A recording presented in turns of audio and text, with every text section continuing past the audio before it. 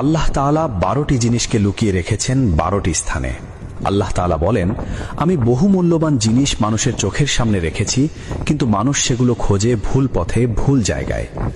1, আমি দ্বীন ইসলামকে রেখেছি ক্ষুধা, দারিদ্র্য ও ধৈর্যের ভেতরে, কিন্তু মানুষ তা খোঁজে উদরপূর্তি ও দুনিয়ার আরাম আয়েশে। 2, আমি সম্মান ও মর্যাদা রেখেছি শেষ রাতের কান্না ভেজা ইবাদতে, কিন্তু মানুষ তা খোঁজে ক্ষমতাবান ও শাসকদের দরবারে।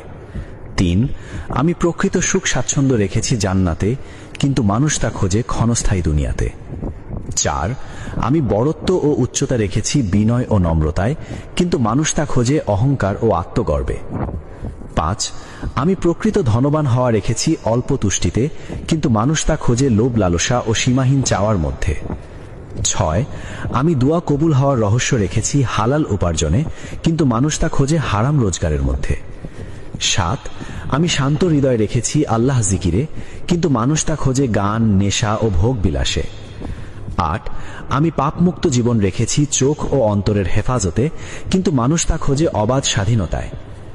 9, আমি সফলতা রেখেছি তাকওয়া ও আমলে, কিন্তু মানুষ তা খোঁজে চালাকিতে ও ধোঁকায়। 10, আমি আফিয়াত ও নিরাপত্তা রেখেছি সুন্নাহর অনুসরণে, কিন্তু মানুষ তা খোঁজে মানুষের বানানো নিয়মে।